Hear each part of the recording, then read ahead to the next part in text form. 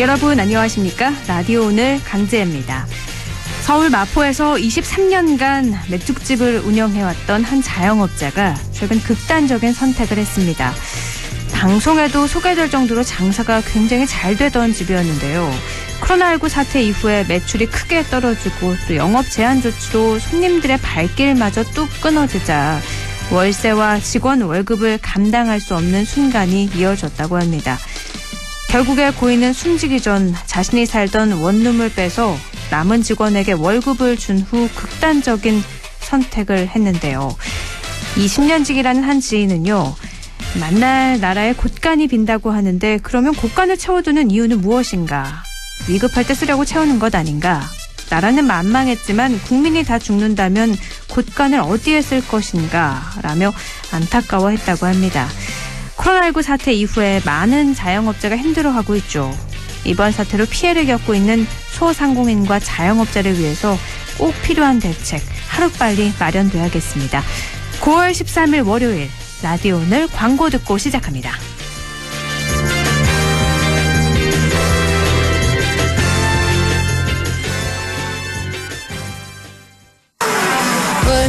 훌쩍 알러지엔 간질 알러지엔 애취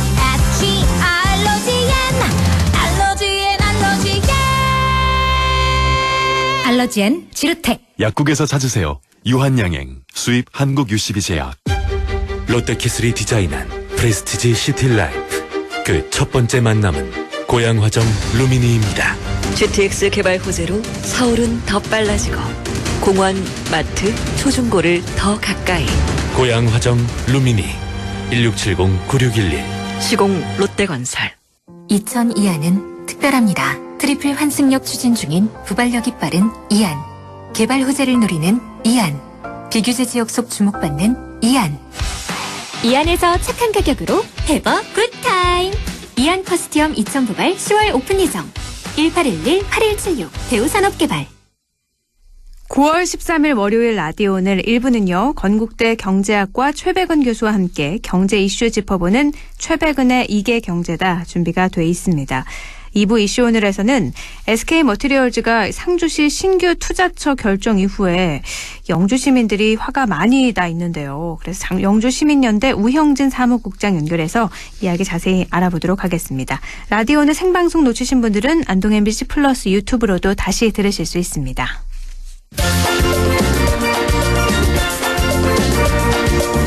최백은의 이게 경제다. 경제 이야기를 쉽고 명쾌하게 풀어보는 시간이죠. 건국대학교 경제학과 최백은 교수 함께합니다. 교수님 안녕하세요. 예, 안녕하세요. 네, 지난주에 한국은행이 7월 국제수지 동향을 발표했는데 예. 지난해 5월 이후에 15개월 연속 흑자 행진을 이어가고 있다고요? 예. 네.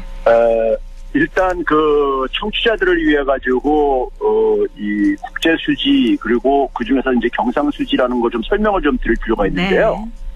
우리가 그 가계를 보게 되면 가계부를 쓰잖아요. 네.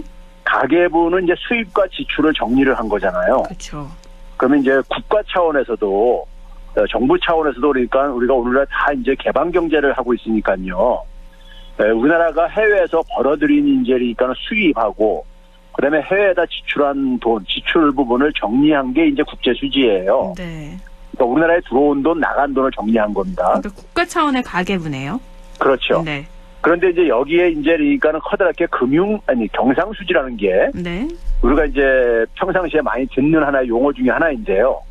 경상 수지가 증가에 따르면은 좀 좋은 뉴스로 이렇게 전달이 되고 경상 수지가 뭐 적자가 됐다면은 좀 이제 약간 이제 뭐 좀 안 좋은 뉴스를 이렇게 이제 전달되고 그러는 경향들이 있는데요. 네. 경상 수지가 있고 그다음에 이제 금융 계정, 정확하면 금융 계정이지만 이제 금융 수지라고 보면 되는데요. 네. 이 두 가지로 나눠지는데 경상 수지는 뭐냐면요. 쉽게 얘기해서 이제 우리나라가 해외에 나가서 이제 해외에서 벌어들인 돈 있잖아요. 네.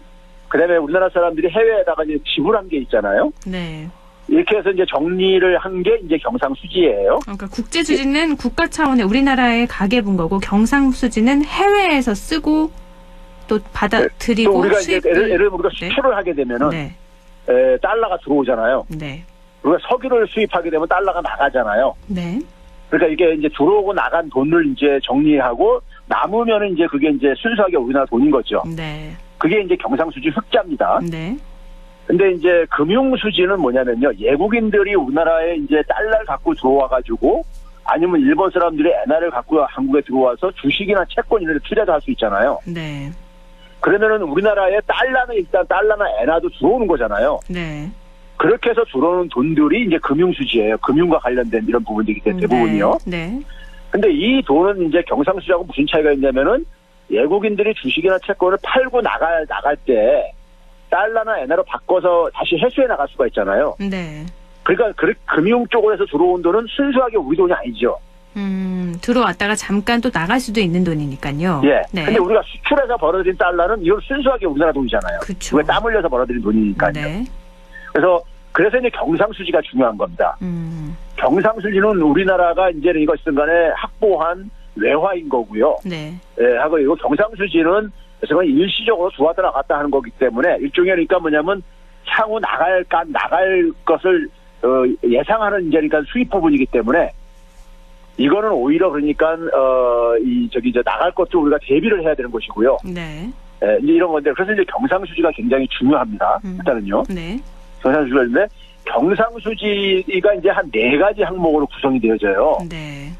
이제 아까 얘기했듯이 자동차 같은 거 수출을 하거나 석유를 수입하거나 하게 되면은 이게 상품을 수출 수입해서 생긴 거기 때문에 상품 수지라고 해요. 네.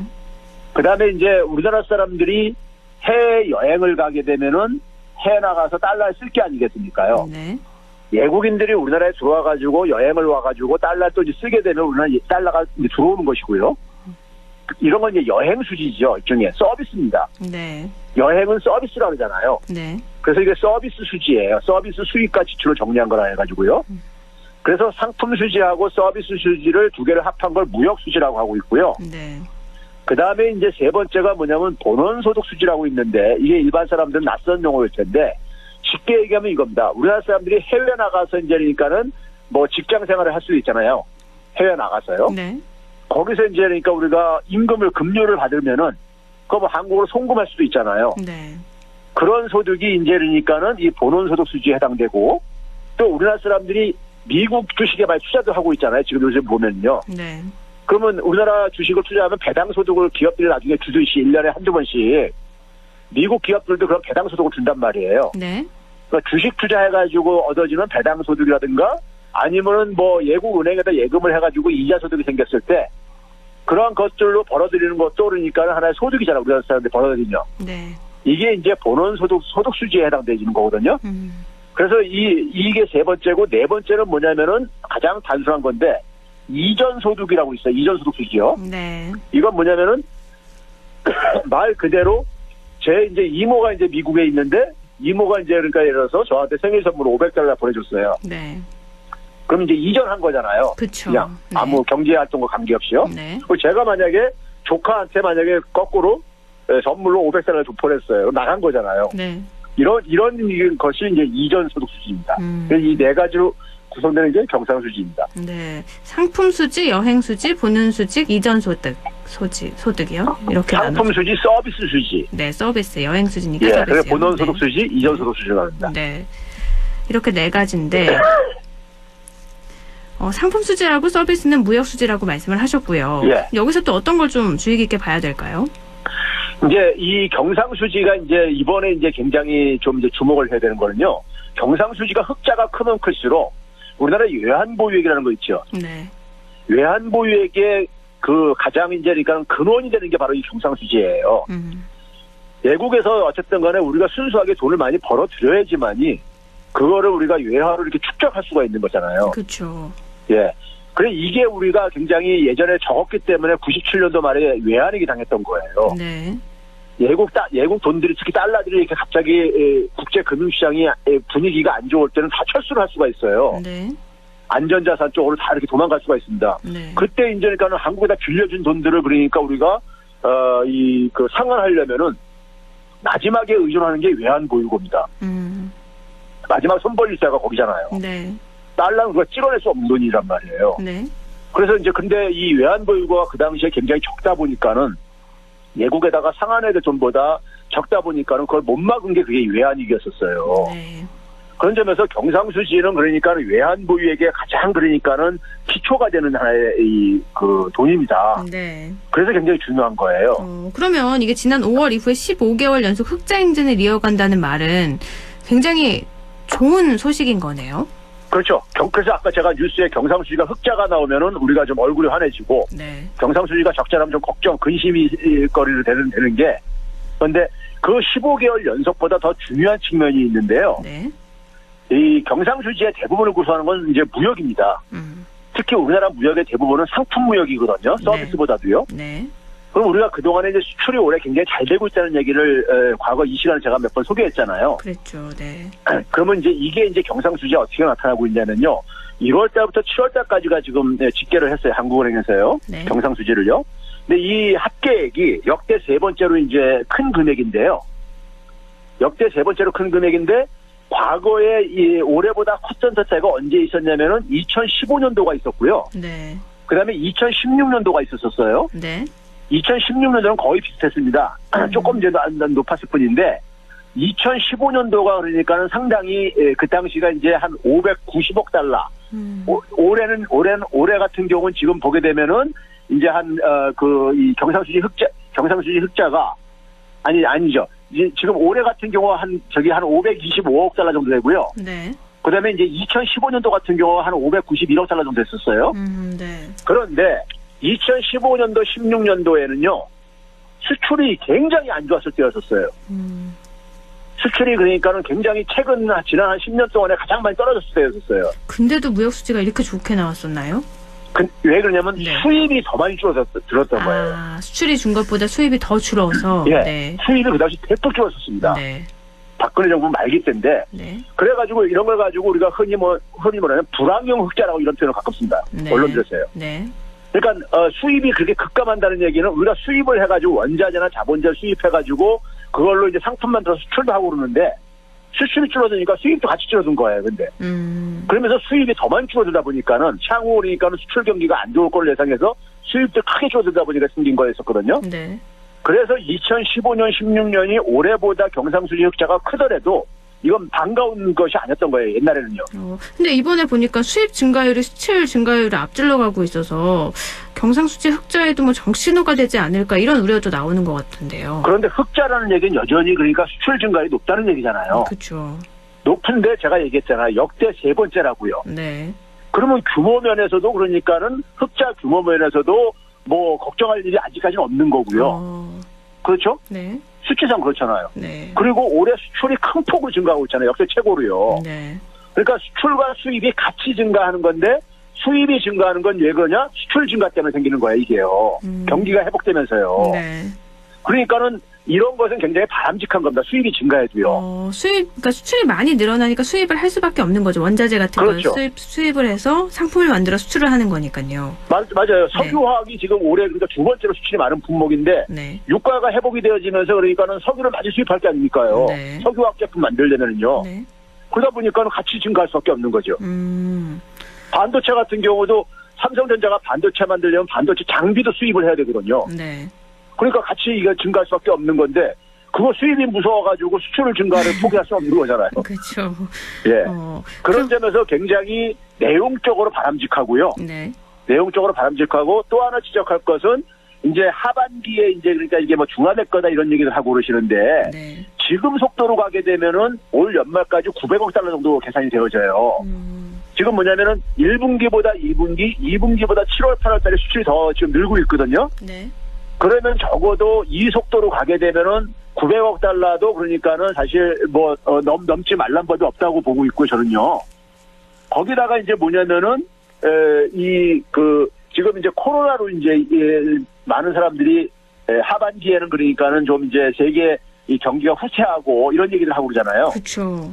그런데 지금 이제 우리가 보면은 지난해 이제 우리가 2분기 때 굉장히 뭐 락다운도 해가지고 막 그 충격을 경험한 적이 있다 보니까는 경기를 그러니까 지금 포기하면서 지금 그러니까 방역을 하겠다는 생각들은 없는 것 같아요. 네. 오늘 유럽도 보게 되면 완전히 뭐 덴마크나 이런 나라들은 그 백신 접종률 80% 넘으면서 이제 완전히 해제를 하고 그러니까 소위 이제 위드 코로나로 완전히 전환을 해가는 분위기라고요. 네. 그러면 이제 결국 뭐냐면 경기는 그러니까 그대로 이제 그러니까는 하면서 코로나하고 같이 그러니까는 공존을 하는 그러면서 이제 마스크 쓰는 걸로 이런 식으로 지금 돌아가다 보니까는 경기에는 크게 후퇴할 가능성은 없을 것 같아요. 이제 그러면 코로나 충격을 어느 정도 다 흡수를 했다고 봐도 되겠네요. 그러니까 이제 이 백신 접종률이 굉장히 높아져 가고 있잖아요. 네. 우리나라도 지금 보게 되면 1차 접종률이 지금 70% 육박해 가고 있고 네. 2차도 2차도 지금 뭐 40%대 중반까지 이렇게 지금 가고 있는 상황 속에서 우리도 이제 위드 코로나를 10월 달부터 지금 이제 점진적으로 이런 얘기를 하고 있잖아요. 네, 얘기가 나오고 있죠. 예, 그러면은 결국 이제 우리보다 먼저 백신 접종했던 나라들 같은 경우는 선진 국가들은 그게 이제 추세로 갈 수밖에 없는 거고요. 단지 제가 볼 때는 내년도에 좀 이제 수출이 좀 이제 중화될 가능성이 있어요. 올해 큰 폭으로 증가하다 보니까 네. 내년도에는 증가율이 기저효과가 좀 떨어질 가능성이 있고요. 그에 따라서 이제 그러니까는 내년도에는 올해만큼 수출 증가율이 그러니까 지속되긴 저는 어렵다고 보는데 올해까지는 그래도 저는 무난하게 그러니까는 우리가 상반기에 예상했던 것보다 지금 더 빠르게 지금 가속도가 붙고 있는데 네. 그런 점에서 올해까지는 괜찮을 것 같다. 이 얘기를 말씀드리고 싶어요. 코로나 4차 유행이 저희가 이제 8월부터 심각해졌잖아요. 예. 그게 적용이 된다고 해도 경기는 큰 타격이 없을 것이다. 이렇게 보고 계시는 거군요. 그렇죠. 그게 이제 내수에는 영향을 많이 미치죠. 네. 내수에는. 근데 이제 수출은 이제 예보다 우리가 특히 뭐냐면 우리나라는 제조업이 주로 수출의 주력인데 네. 제조업은 물건을 만들어서 보내면 되는 거거든요. 네. 그러니까 제조업을 생산하는데 차질만 없으면은요. 네. 그러니까 우리가 공장을 돌리는데 큰 차질은 지금 없거든요. 그렇죠? 그러니까 오히려 뭐냐면 자영업자라든가 대면 서비스 하는 데가 이제 타격이 이제 좀 있는 것이고 그런 점에서 이제 그러니까 수출은 지금 이제 해외 경기의 이제 변수인데 해외 경기가 특히 우리나라의 주력 이제 그러니까 시장들이 지금 이제 위드 코로나로 지금 이렇게 전환해가는 이런 분위기이기 때문에 크게 저는 후퇴할 가능성은 저는 낮다고 보는 거죠. 참 다행인 건데요. 예. 근데 지난주 한국은행이 또 가계대출 관련 통계도 발표를 했습니다. 7월에는 가계대출이 6월 말보다 9조 7천억 원이나 더 늘었는데 교수님께서 이 가계대출 문제다 이런 말씀을 참 많이 해오셨잖아요. 근데 예. 증가세가 계속되고 있어요. 예. 괜찮을까요? 이게 저는 지금 큰 걱정거리입니다.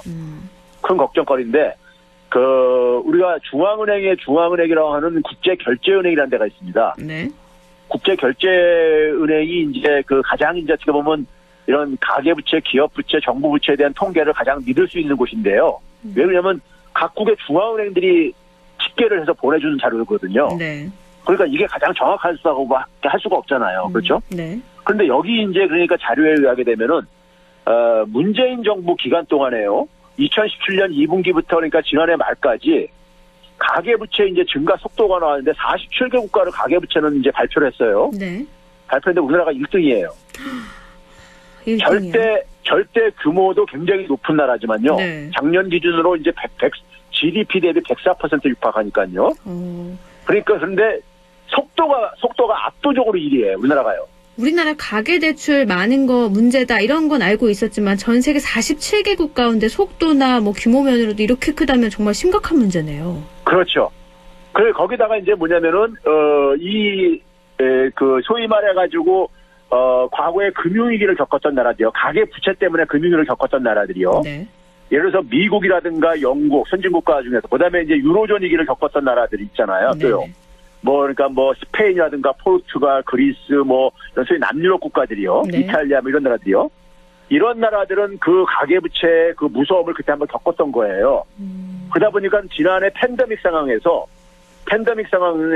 이들 나라들은 가계부채를 굉장히 성공적으로 관리를 했더라고요.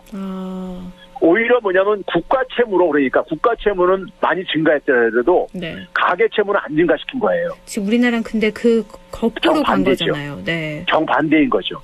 그래서 이제 이 사람들이 이들 나라가 왜 이렇게 했냐면요. 가계 부채가 더 취약하다 이거죠. 방어하기에요. 네. 가계들이요. 정부보다요. 네.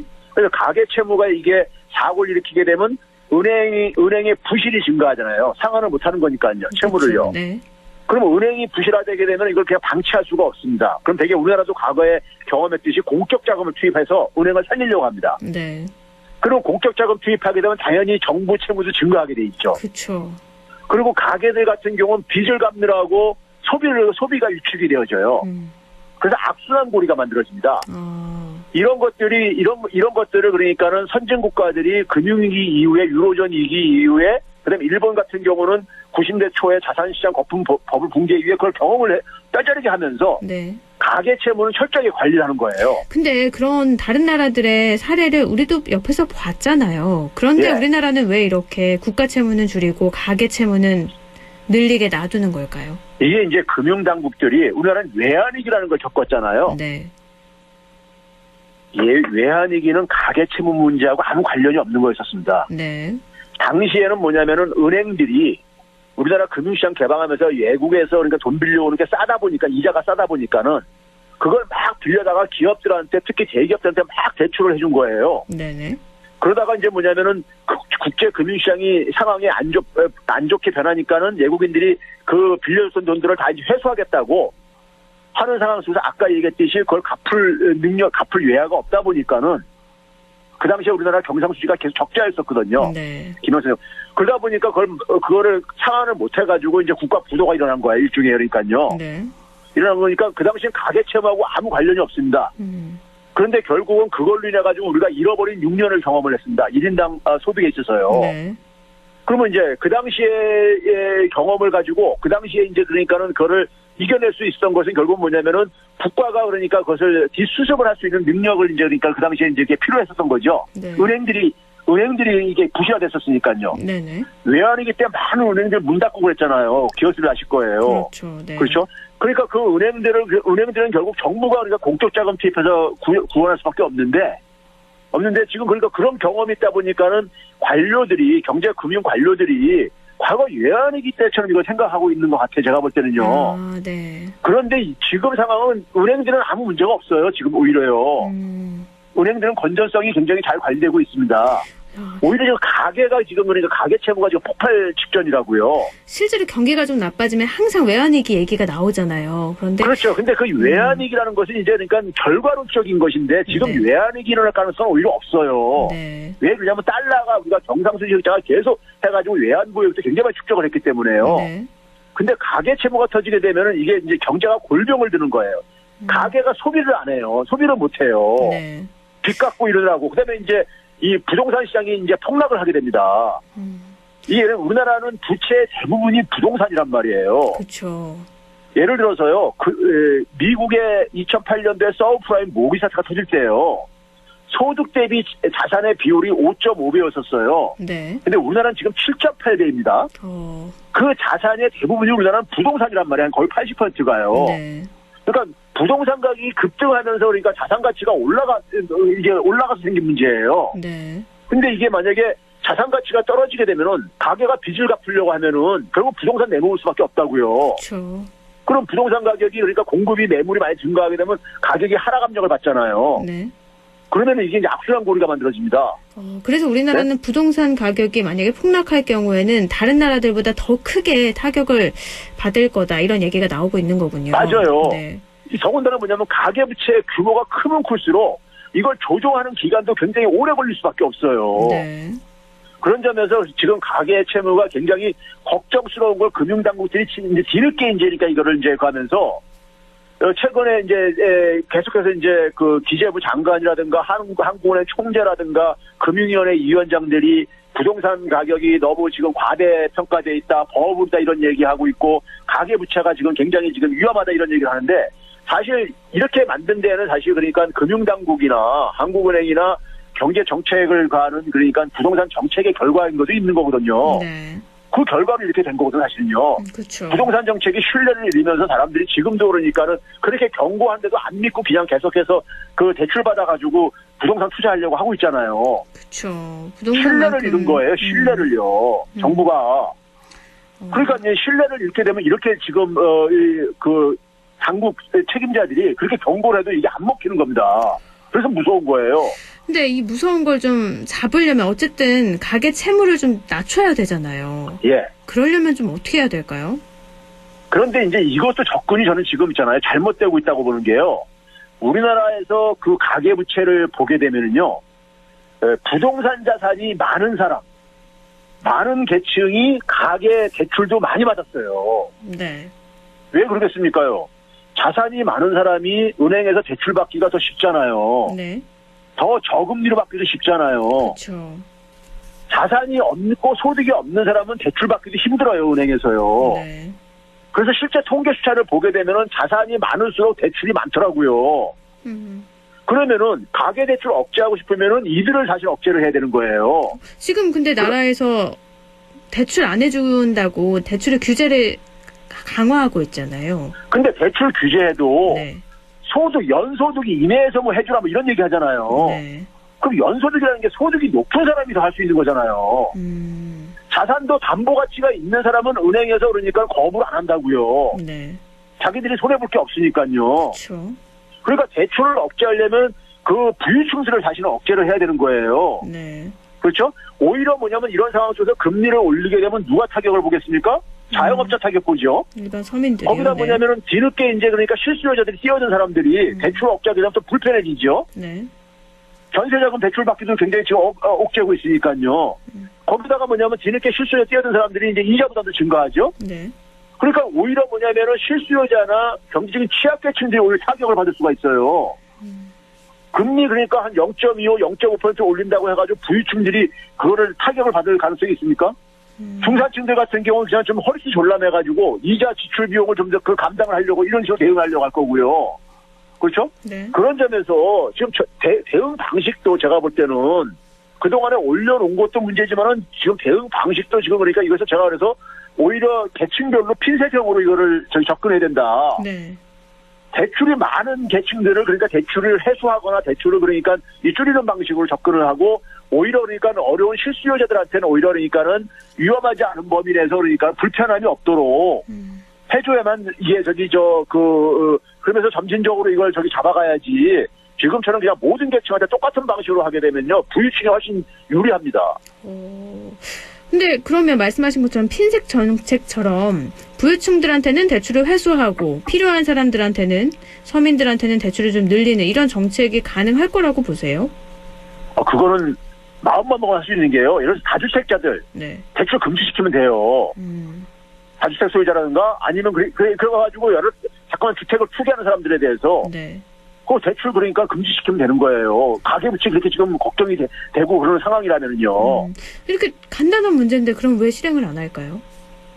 그게 이제 여러 가지가 있습니다. 이게 이제 뭐냐면은 가계대출을 억제하고 그렇게 해가지고 부동산 시장이 너무 빨리 이제 그러니까 만약에 이게 죽으면은 네.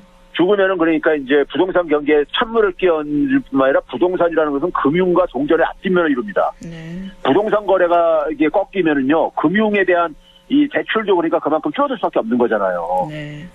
그러니까 그 부동산 경기에 너무 그러니까 그동안에 인질처럼 잡혀가지고 끌려다니다 보니까는 이런 이제 그러는데 지금 가계부채가 지금 가장 저는 중요하다고 봐요. 이게 지금 폭탄 돌리기입니다. 네. 폭탄 돌리기인데 다음 주까지 넘기더라도 이건 계속 이 폭탄은 언제 우리가 부채라는 것은요, 채무라는 것은 미래소득을 땡겨 쓴 겁니다. 땡겨 쓴 건데 그거는 미래소득이 안정적으로 지속이 되고 그다음에 미래소득이 증가해야지만 이걸 버틸 수가 있는 건데 미래소득은 기본적으로 일자리에서 나오는 거잖아요. 네. 근데 지금 일자리가 그렇게 좋은 일자리가 지금 확 느는 이런 상황도 아니잖아요.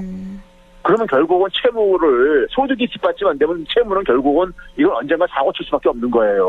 네. 그리고 이게 한번 사고 치기 시작하면 이게 굉장히 걷잡을 수 없이 이제 악순환 고리가 만들어진다 이거예요. 네. 이게 주요 국가들이 다 앞에서 먼저 경험을 했던 것들이고요. 그러면 여기에 대해서 그러다 보니까 이제 관리를 하겠다는데 저는 처방도 지금 잘못했다고 보는 거죠, 지금요. 네. 지금 말씀 들어보면 참 답답해요. 가계 채무는 지금 매달 그렇죠. 최대 네. 늘어나고 있다. 1,000조 넘었다. 계속 얘기가 나오고 있는데 뾰족한 수는 나오지 않고 있고 또 채무를 금방 잡으면 부동산 문제가 또 함께 껴 있어서 어떻게 좀 해결이 해야 될까. 다음 주에도 또 계속해서 이야기 나눠보도록 하죠. 오늘 말씀 고맙습니다. 네, 감사합니다. 네, 최백은의 이길경제다 건국대학교 경제학과 최백은 교수와 함께했습니다. 라디오 오늘 1부는 여기까지고요. 광고 듣고 2부에서 뵙겠습니다.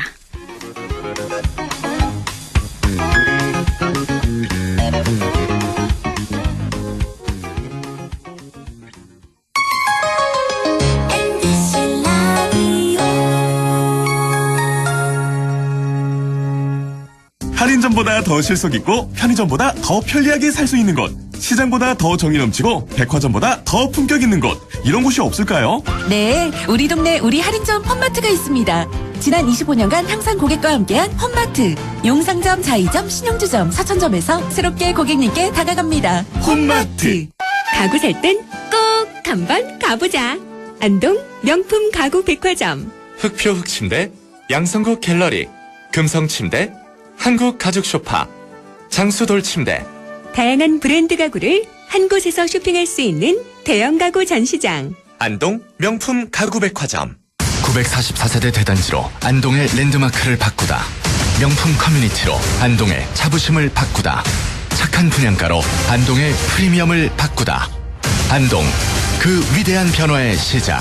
안동 영무의 다음 포레스트. 9월 오픈 예정. 1588-7349 영무토관.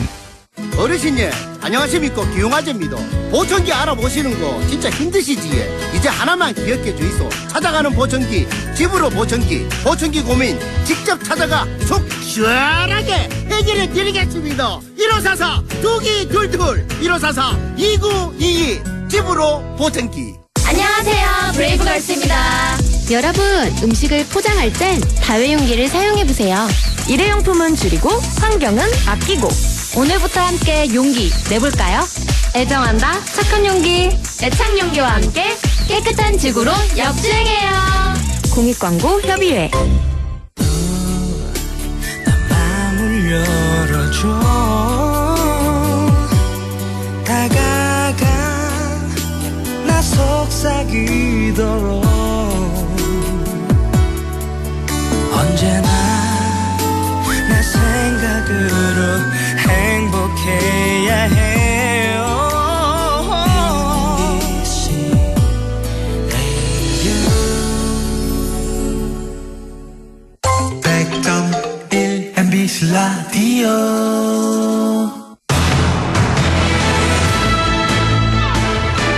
지금 시각 6시 37분 지나고 있습니다. 라디오 오늘 2부 순서 이슈 오늘입니다. 영주시에 본사를 두고 있는 SK머티리얼즈가 새로운 신규 투자처로 상주시로 결정을 했죠. 영주시의 반발이 큰 상황인데요. SK머티리얼즈가 배터리 소재 공장을 상주시에 건립하겠다는 것.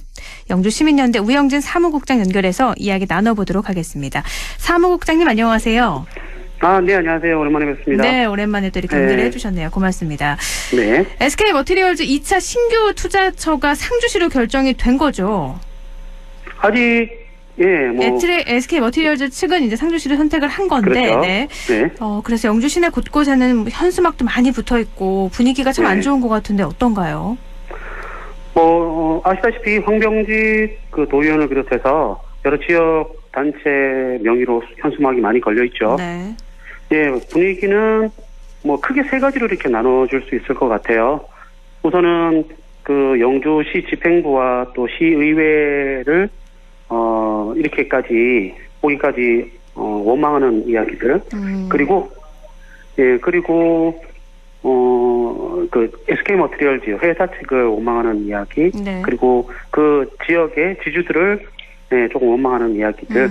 이렇게 크게 세 가지로 많은 이야기들이 돌고 있는 것 같아요. 사실 기업이 어디에 투자하고 이거는 기업 자유일 수도 있지만 영주 시민 입장에서는 SK머티리얼즈 공장 폭발 사고로 유독가스 유출되는 사례도 있었고 여러 가지 네. 위험도 감수해 가면서 있었는데 갑자기 상주로 간다고 하니까 그래서 배신감을 느끼는 분들이 많은 것 같아요. 우선은 SK머티리얼즈 그 전신인 OCI 머티리얼즈부터 그 이전부터 있었지만 2009년, 2012년, 2013년 이 폭발 사고로 인해서 인명사고도 발생을 했었거든요. 가까운 때는 2018년도 당시에 SK머티리얼즈에서 폭발 사고로 인해서 당시 지역 주민들의 항의와 또 재발 방지 이런 약속들을 했었어요. 네.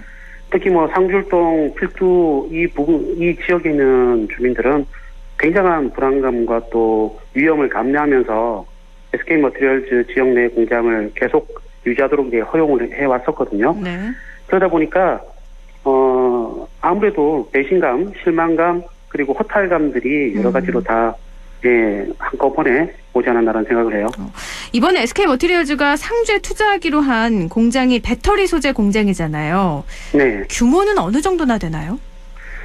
일단 그 언론에 알려진 것처럼 성주시론에 약 11만 3천 평 규모 약 5년 동안 8,400억을 투자해서 부지를 매입하고 네.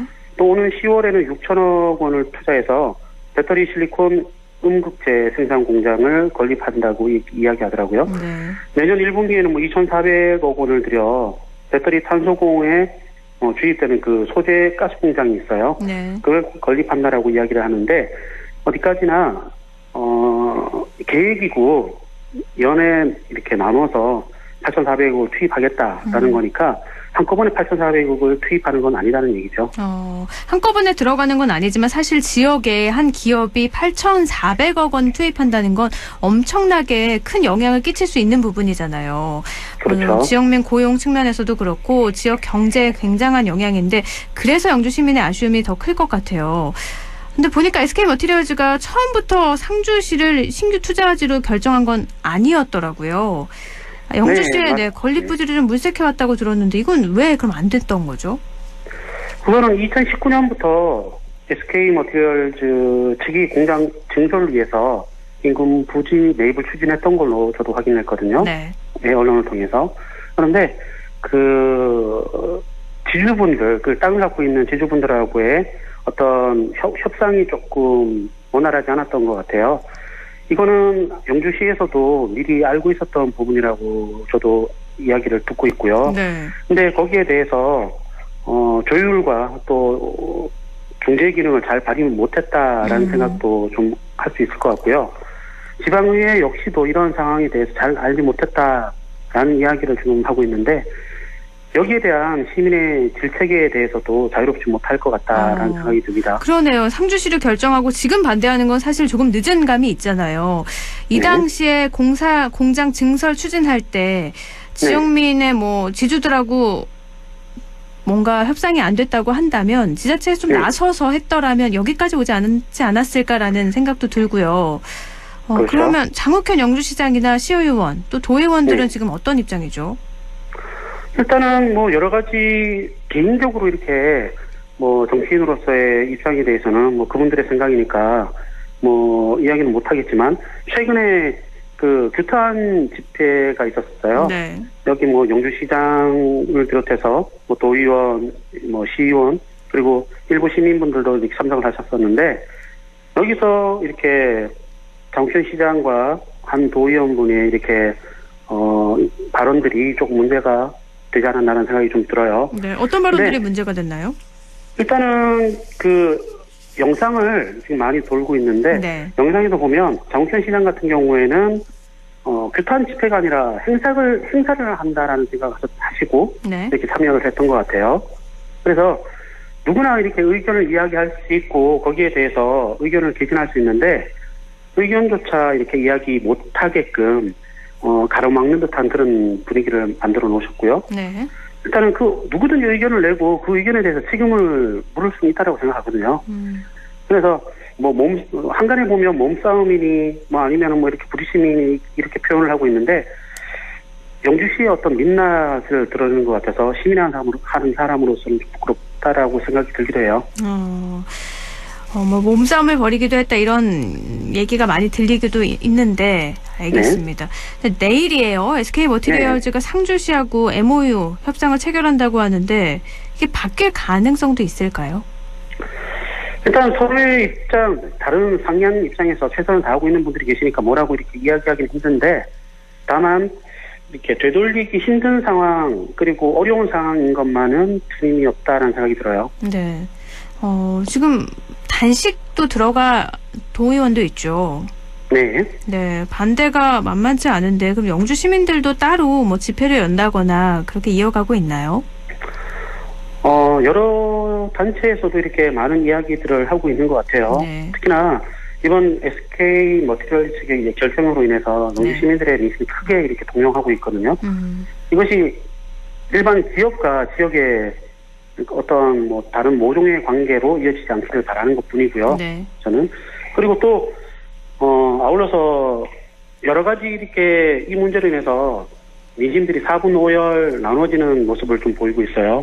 그러다 보니까 조금 더 구체적이고 좀 예, 하나 되는 영주가 좀 되었으면 좋겠다는 생각이 들고, 아울러서 혹시나 뭐 이렇게 다른 그 사업을 추진하고 있다, SK에서 추진하고 있다 이런 얘기도 들리거든요. 네. 확인된 부분은 아니지만 그런 얘기가 들리면 조금 더 안전한 용주를 위해서 또 신경을 써야 될 부분들이 있다라는 생각을 하고 있습니다. 지금 SK 머티리얼즈가 당장 내일 MOU를 협상을 한다고 하니까 그 전에 뭔가 내놔야 되지 않을까 싶은데, 영주시에서는 그러면 영주시에 공자를 증설을 한다면 이렇게 하겠다, 인센티브를 주겠다, 뭐 이런 것들 따로 제시한 게 있나요? 아니요. 영주시의 입장은 장욱현 시장이 공식적으로 기자회견을 했을 때 뭐 유감이다라는 표명을 했고, 다음 그 신규 투자 계획이 있을 때 우선적으로 영주에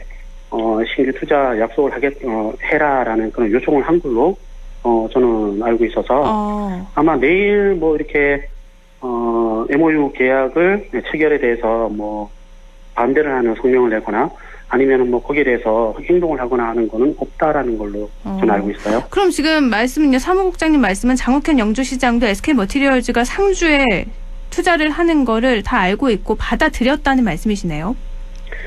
일단은 제가 8월 20일경에 정전 시장은 보고를 받았다라고 이야기를 들었어요. SK 머티리얼즈 측에. 그럼 보고를 받고 따로 뭐 협상을 하거나 그랬던 건 없고요. 그런 모습들은 없었던 걸로 확인돼요. 그래서 지금 아쉽다 이런 말씀이신 거고요. 영주 시민분들도 굉장히 화가 나 있고 이런 중요한 문제에 대해서 시민들이 아니라면 영주시의회 의원들과도 이렇게 이야기를 나누고 공론화했어야 되는데 이걸 본인 혼자만 알고 있었던 건 아닌가라는 합리적인 의심을 하고 있는 거죠. 그럼 시의원들은 영주시장은 알고 있었지만 시의원들은 몰랐다는 말씀이세요? 그 당시에는요? 뭐 알았는지 몰랐는지는 정확하게는 모르겠어요. 그런데 지금 이렇게 이야기를 하는 걸로 봐서는 몰랐다라고 이야기를 하고 있고요. 31일 이전에 몰랐다라고 이야기를 하고 있는데 몰랐다라는 이야기 자체도 영주 시민분들한테 뭐 이렇게 나중에 질책받을 부분들이 분명히 있다라고 저는 생각해요. 그렇죠. 지금 5년간 8,400억 원을 투입한다는 거는 지역 경제에 굉장한 영향이기 때문에 이게 영주시에 지어질 수도 있던 걸 상주시로 어떻게 보면 영주시 입장에서는 빼앗긴 게 되니까요. 책임 소재도 이야기가 나올 것 같은데요. 일단은 내일 양해각서 MOU를 체결하니까 그걸 지켜봐야 되겠지만 후폭풍은 분명히 있을 거라는 생각이 들고요. 책임 소재를 비롯해서 여기에 대해서 관련됐던 분들은 분명하게 본인의 생각들과 또 시민들의 어떤 질책을 받으셔야 된다는 생각을 하고 있습니다. 뻔히 빼앗겼다는 표현이 맞는지 모르겠지만 영주시에 지어질 수도 있었던 걸 지금 상주시를 결정을 하면서 반대하는 상황이 되고 있기 때문에 앞으로 말씀하신 것처럼 후폭풍이 거세지 않을까 예상이 되고요. 내일 MOU 협상 체결하고 나서 그 이후의 상황 어떻게 되는지 함께 지켜보면 좋을 것 같습니다. 알겠습니다. 오늘 말씀 여기까지 나누죠. 고맙습니다. 네, 고생하셨습니다. 영주시민연대 우형진 사무국장이었습니다.